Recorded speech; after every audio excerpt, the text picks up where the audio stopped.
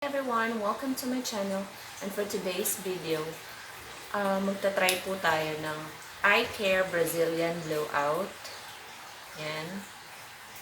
So, naligo na po ako. Kakatapos ko lang maligo actually. Nag-blow dry lang ako kaya tuyo na siya. Kasi kailangan pag i-apply mo to, tuyo yung hair mo. And kailangan hindi ka nag-conditioner, dapat shampoo lang. So, yun. Since itong buhok ko, dry na kakapakulay. Yan. So, itatry natin kung effective ba talaga tong iCare Brazilian Blowout. So, for only 150, tingnan natin kung ano yung kalalabasan ng hair ko. Kasi di ba pag sa mga salon, maabot siya ng 1.5 pag nagpa-Brazilian Blowout ka. So, ito 150 lang siya. So, check natin kung ano yung kalalabasan ng hair ko. So, start na tayo. By the way, kailangan natin ng mask and gloves. Kasi mahapdi daw siya sa kamay pag hindi ka gumamit ng gloves. And yung amoy niya, sabi na masakit daw sa mata. So, malalaman natin ngayon kung totoo ba yung sinasabi nila. Yan. So, start na tayo.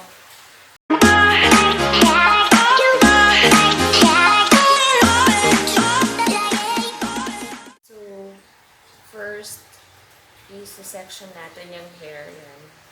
Para hindi tayo masyadong mahirapan mamaya.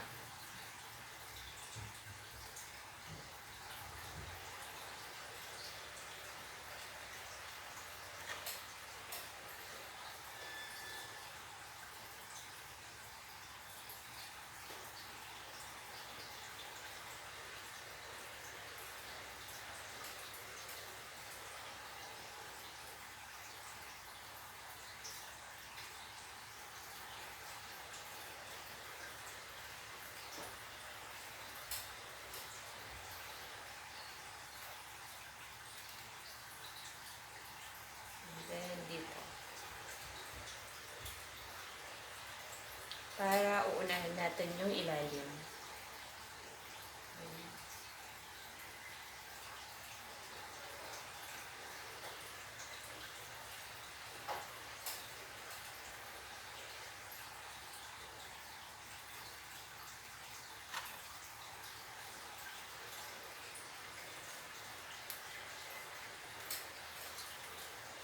Yan. So,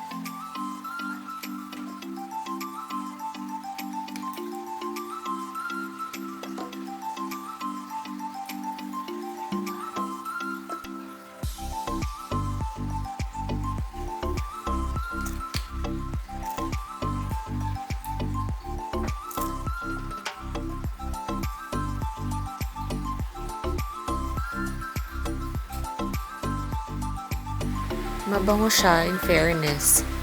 Pero nung katagalan na, masakit na siya sa mata.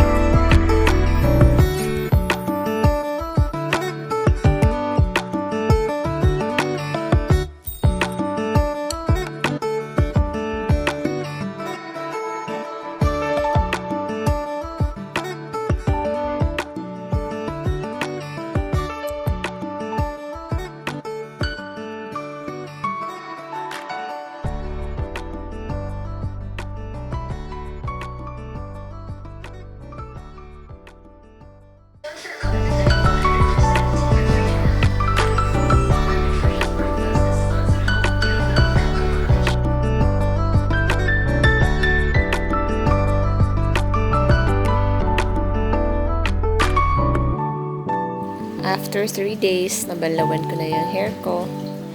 And hindi po ako gumamit ng shampoo. Conditioner lang. And in fairness, soft siya sa hair and medyo nawala yung dryness ng hair ko. So for me, okay siya. And para dun sa mga gusto mag-try, I would suggest na mag-patch test kayo before using this product.